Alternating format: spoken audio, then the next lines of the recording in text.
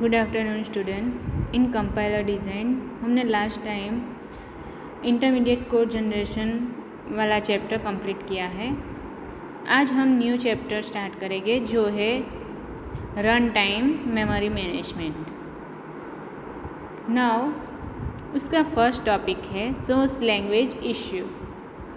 हम source language issue के बारे में देखने से पहले हमें ये पता होना चाहिए कि सोर्स लैंग्वेज क्या होती है। तो हमारा कंपाइलर का जो फंक्शन है वो क्या है कि सोर्स लैंग्वेज को मशीन लैंग्वेज में कन्वर्ट करता है। तो source language means what? Source language means हमारी जो हाई लेवल लैंग्वेज है, सी है, C++ है, तो वो जो सारी लैंग्वेज है उससे हम क्या बोलेंगे? Source language. इन शॉर्ट कि जिस लैंग्वेज को हमें कन्वर्ट करना है मशीन लैंग्वेज में उसे हम क्या बोलेंगे? Source language. उसे क्या कहा जाएगा? Source language.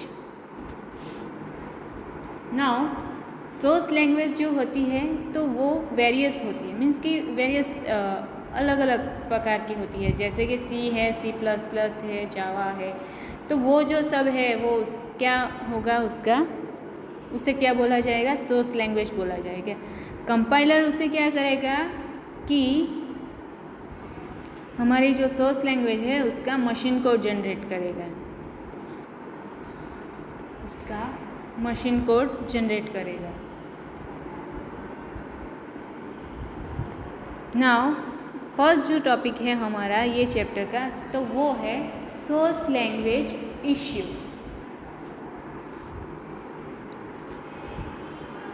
तो सोर्स लैंग्वेज के अलग अलग इश्यू है, तो वो कौन से है वो आपका फर्स्ट टॉपिक है इन दिस चैप्टर। तो यहाँ क्या लिखा गया है कि there are various language features that affect the organisation of memory. यहाँ इस चैप्टर में हमें मेमोरी के रिलेटेड बात करनी है। तो कहा गया है कि सोर्स लैंग्वेज के अलग अलग जो फीचर्स है तो वो क्या करता है कि जो मेमोरी होती है हमारी स्टोरेज डिवाइस जिसे बोलते हैं हम, तो उसे अफेक्ट करता है। तो organization of data is determined by the answering the following question, the source language issue. Means कि वो कौन कौन से इश्यू आते हैं जिससे हमारी लैंग्वेज,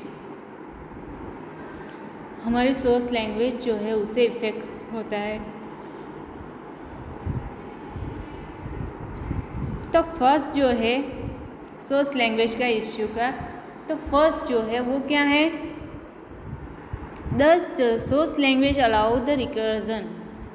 मीन्स कि हमारी जो सोर्स लैंग्वेज है वो रिकर्जन प्रोवाइड करती है कि नहीं, वो एक फर्स्ट इश्यू है। तो क्या कहा गया है? While handling the recursive calls there may be several instances of a recursive procedure that are active simultaneously। जी हाँ, जब हमारी जो प्रोसीजर कॉल होती है तब रिकर्सिव प्रोसीजर क्या होती है? कॉल होती है। तो उसके सेवरल इंस्टेंस होते हैं। मीन्स के इंस्टेंस मीन्स यहाँ पे क्या होगा? Instance means object. तो कि यहाँ पे क्या कहा गया है कि रिकर्सिव प्रोसीजर होती है, यहाँ पे क्या कहा गया है कि आपकी जो रिकर्सिव प्रोसीजर होती है उसके सेवरल इंस्टेंस होते हैं, उसके सेवरल इंस्टेंस होते हैं।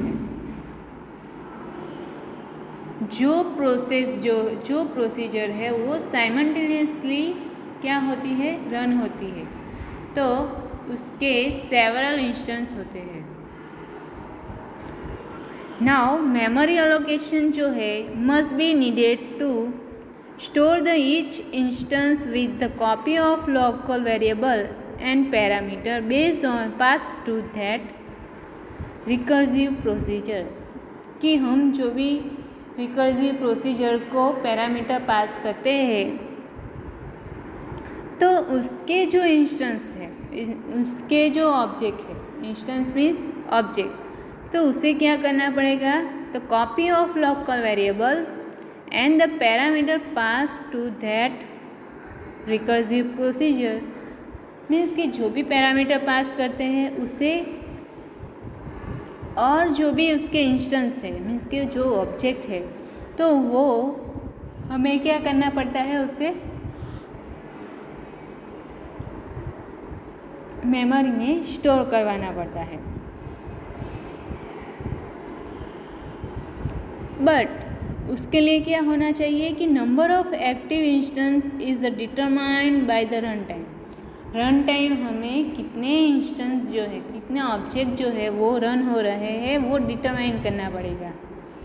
तो इन शॉर्ट जो रिकर्सिव प्रोसीजर होती है उस टाइम नंबर ऑफ क्या होगी, नंबर ऑफ वेरिएबल हो गए, नंबर ऑफ प्रोसीजर होगी,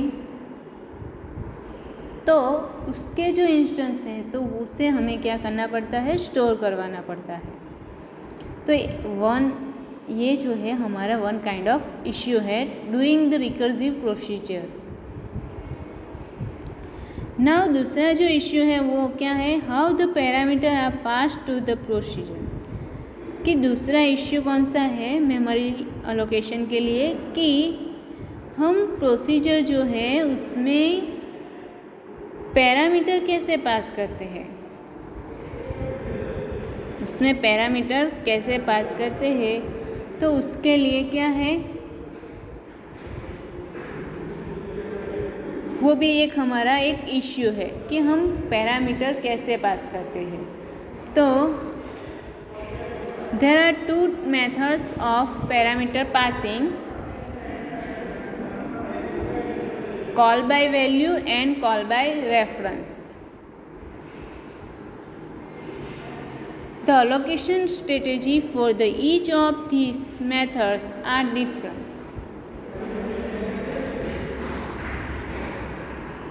मीन्स कि जो पैरामीटर पास करते हैं वो दो रीत से होती है, एक तो parameter passing and second call by value and call by reference.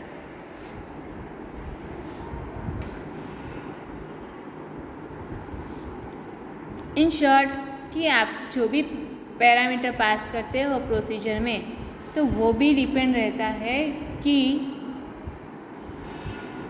उसका स्टोरेज कैसे करना है, वो भी एक इश्यू है during the memory allocation, memory management के लिए। तो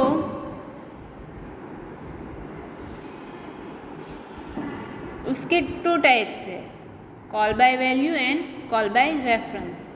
आप दो तरह से आप सी लैंग्वेज में ये पढ़ चुके होंगे कि सी कॉल बाय वैल्यू और कॉल बाय रेफरेंस क्या है। तो ये दोनों का यूज़ करके हमें क्या करना है,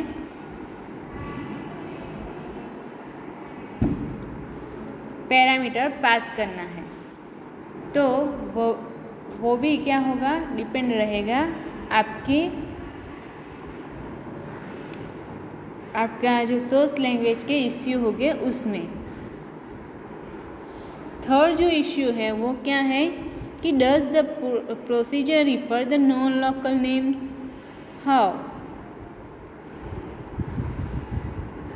कि यहाँ पे प्रोसीजर का जो नेम है वो भी डिपेंड करेगा एज ए सोर्स लैंग्वेज के इश्यू तरीके से, कि any procedure has to access to its local name, but language should support the method of accessing non-local name by the procedure। Means कि यहाँ पे क्या कहा गया है कि प्रोसीजर जो है उसका क्या होना चाहिए, लोकल नेम होना चाहिए।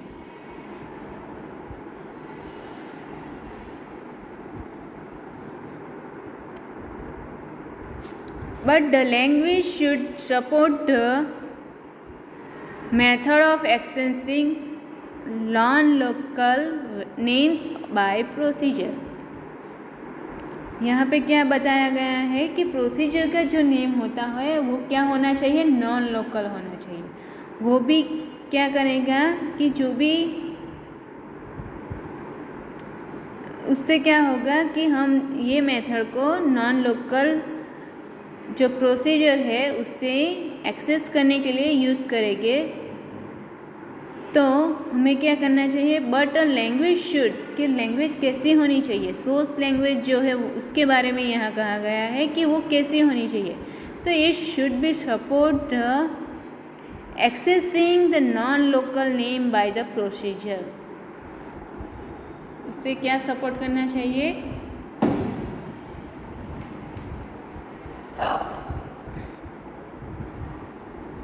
Non local name by procedure. और जो लास्ट में है वो क्या है, does the language support the memory allocation and D allocation dynamically. Means कि सोर्स लैंग्वेज के इश्यू में क्या है, वो उसका एलोकेशन कैसे होता है, स्टैटिकली होता है या डायनेमिकली, उस पर भी डिपेंड रहता है।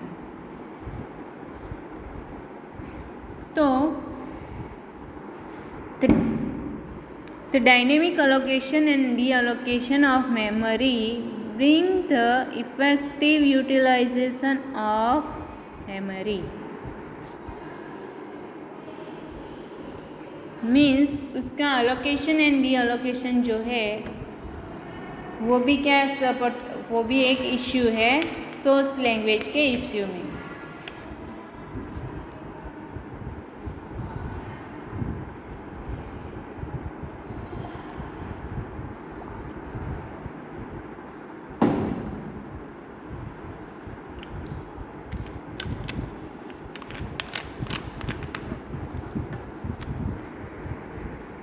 There are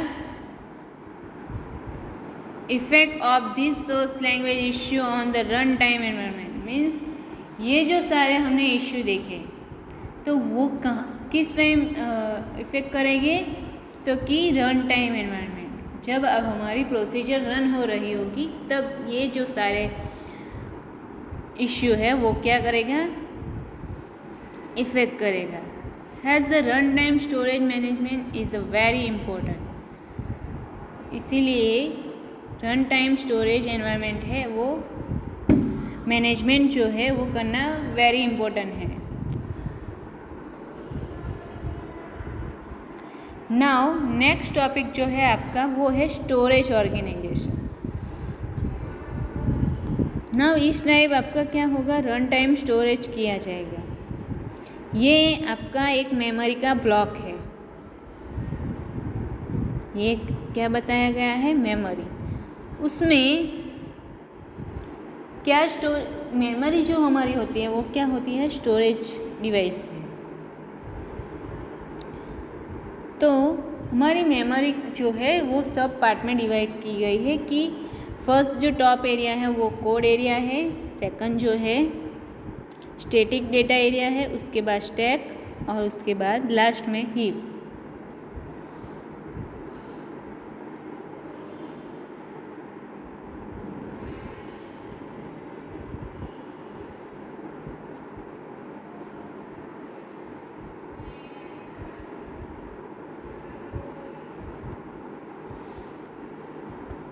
now storage organisation जो है उसमें क्या होगा, the compiler demand the block of memory to operating system.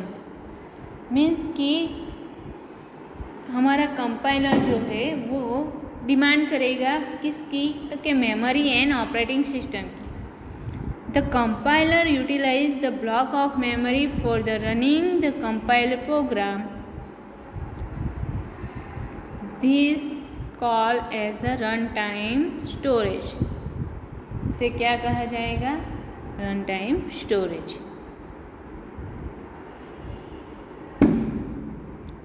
The run time storage is sub divide to hold the code and data such as the generated target code and data object.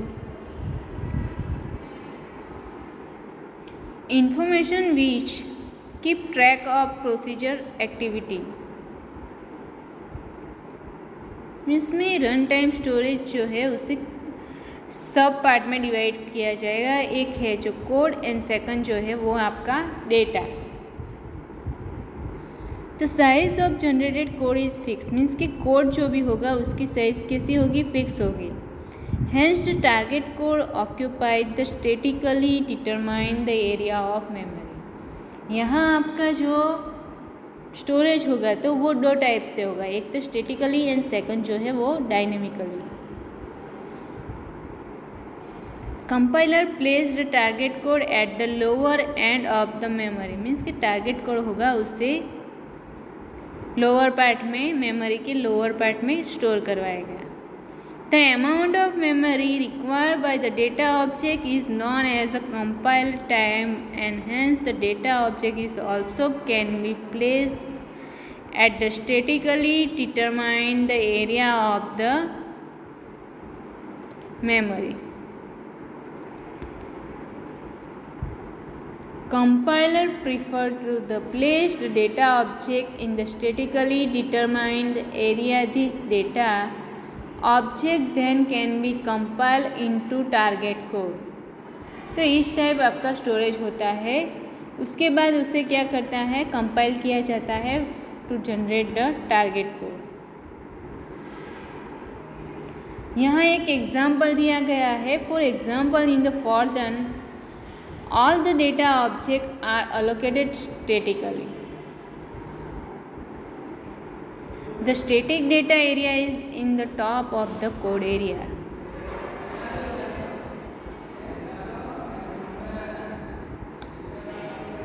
Static area जो है वो आपका कहाँ पे है, stack area के ऊपर है, जो स्टैटिकली स्टोर किया गया है. Hence the static data area is on the top of the code area.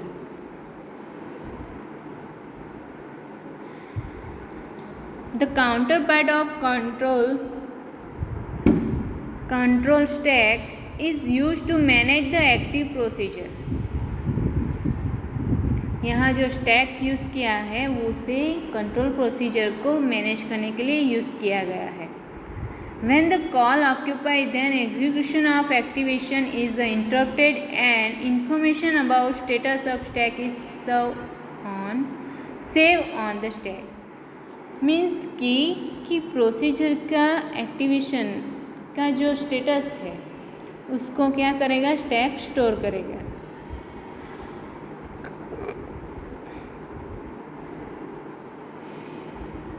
When the control return from the call, this suspected activation is resumed after the storing the value of relevant register.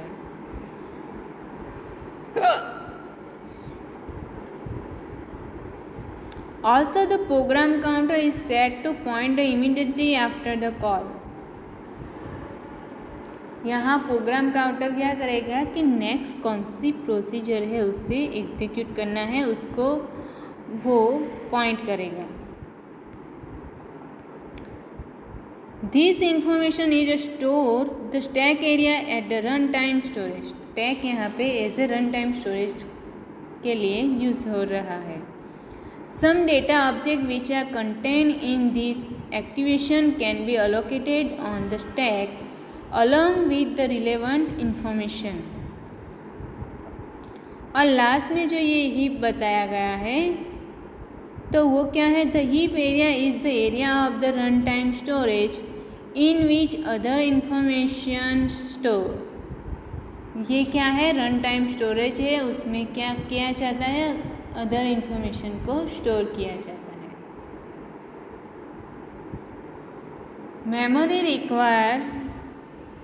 memory required for this data item is obtained from the heap area. जो भी memory require है उससे heap area में से ली जाती है.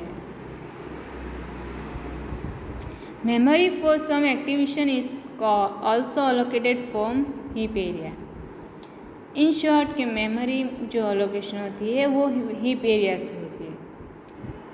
Pascal and सी जो है वो हमारा रन टाइम स्टैक है. आपको इस तरह फिगर को ड्रॉ करना है. जो टॉप पार्ट होगा वो आपका कोड एरिया होगा, स्टैटिक डेटा स्टैटिकली स्टोर होगा. तो इस टाइप आपको organization, stack organization, storage organization and source language के इश्यू के बारे में लिखना है। नॉर्मली आपको सोर्स लैंग्वेज के जो इश्यू होते हैं वो एग्ज़ाम में पूछे जाते हैं, तो आपको इस टाइप जो भी आपकी रिकर्सिव प्रोसीजर के बारे में कहा गया है, लोकल वेरिएबल के बारे में कहा गया है, तो वो सब आपको एक्सप्लेन करना होगा। तो नेक्स्ट टॉपिक है जो हम नेक्स्ट लेक्चर में कंप्लीट करेंगे। Thank you for watching video.